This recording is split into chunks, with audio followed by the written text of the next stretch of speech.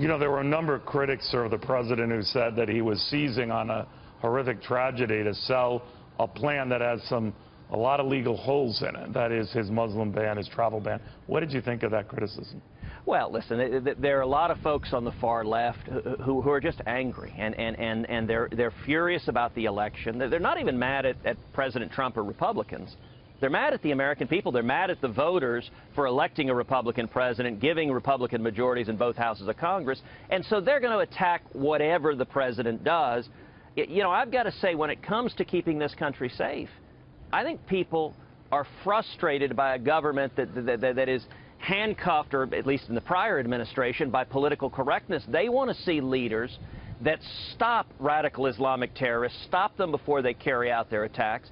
You know, I'll note, in the prior Congress, I introduced legislation that would put in place a common-sense 3-year moratorium on refugees coming from nations where Al-Qaeda or ISIS or other radical Islamic terrorists control large portions of territory. And the reason is simple. Our FBI has told us they can't vet those refugees to make sure they're not terrorists. This shouldn't be a partisan idea. It shouldn't be Republican or Democrat. Everyone should come together and say, listen, we have the first responsibility of the federal government is to protect this nation, keep this nation safe, and we need to be serious and use every tool we can to protect against acts of terror and ideally to prevent them before they occur rather than just dealing with the grief and suffering in the aftermath. You know, part of the targeting has been on these social websites, Facebook and Google and Twitter, Senator. Theresa May, the Prime Minister in Britain, says they have to do more, have to police this kind of stuff. Facebook is on the wire saying it wants to be hostile to terrorists, but many critics of Facebook argue it has been anything but. What do you think? Well, listen, I believe in free speech. Here in America, we protect free speech. But free speech doesn't mean that we have to put our heads in the sand and ignore threats. So let me give an example from my home state of Texas. We all remember the horrific terror attack that happened at Fort Hood, where Nidal Hasan murdered 14 innocent souls. Now, before that terror attack occurred, the federal government, the Obama administration, they knew that Nidal Hasan was in communication with Anwar al-Awlaki, a radical Islamic cleric. They knew that he had asked Anwar al-Awlaki about the permissibility of waging jihad against his fellow soldiers. And yet the Obama administration did nothing. And I can only surmise, I've asked repeatedly, I've never gotten a straight answer, but I can only surmise it was because of political correctness they wouldn't act. In my view, if we know a service member that's talking to a radical Islamic cleric and asking about can he try to murder his fellow service members, we ought to show up and stop that terror attack before Nidal Hasan or the next Nidal Hasan walks through murdering innocent souls. That's the kind of serious, level-headed, clear-eyed thinking that I think the American people expect of their government leaders. So when you hear privacy advocates say that's a dangerous step to cross in the effort to go after a bad guy and who he's talking to, you're going after a lot of good guys and who they're talking to, you say what?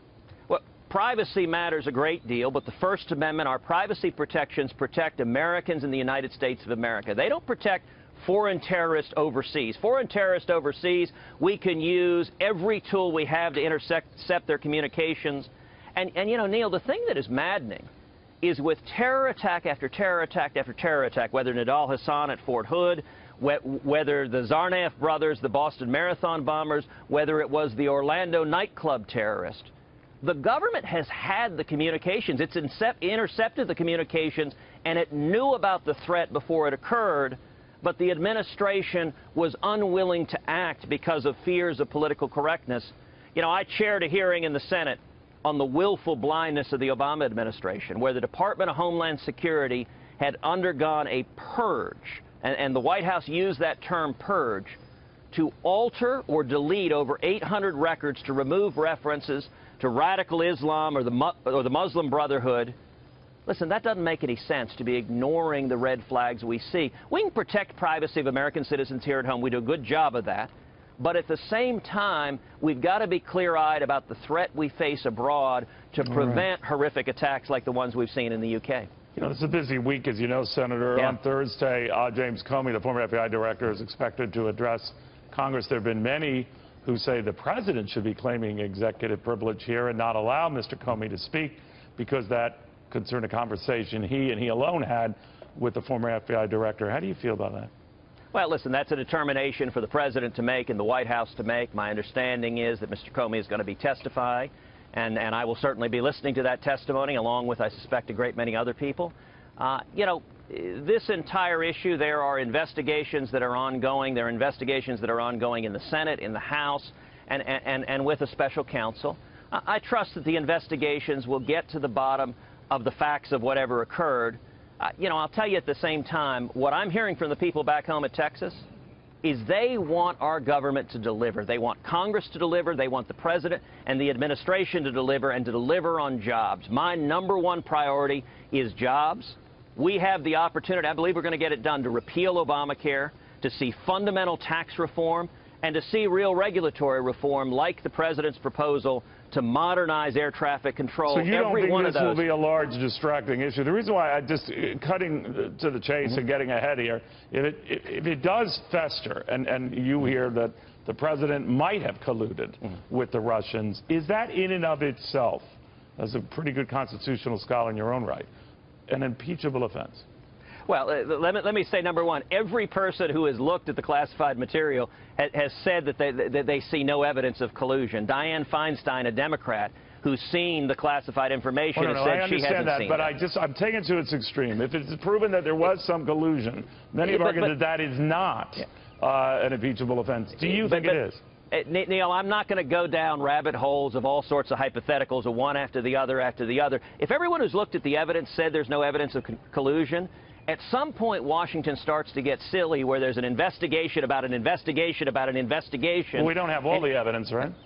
Well, those that are investigating are looking at the evidence. But what I can tell you, you asked, will it be a distraction? Listen, I'm sure it will be in the media world. What I try to do is ignore the media circus. What I hear from Texans, I don't hear Texans asking me about this constant media circus of all of these investigations. What Texans are interested in is more jobs. I'll tell you, Texans are celebrating that the president last week pulled out of the Paris climate deal, because that climate deal would have killed 6.5 million jobs. I understand.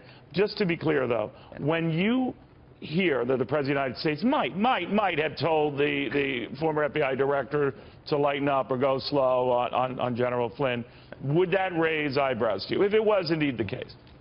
Neil, I'm going to wait and learn what the facts are, and I'm going to keep an open mind and assess. We've got serious investigations ongoing, but I'm not going to prejudge any issues until we actually know the facts, and they're based on something more than anonymous sources in media outlets. All right.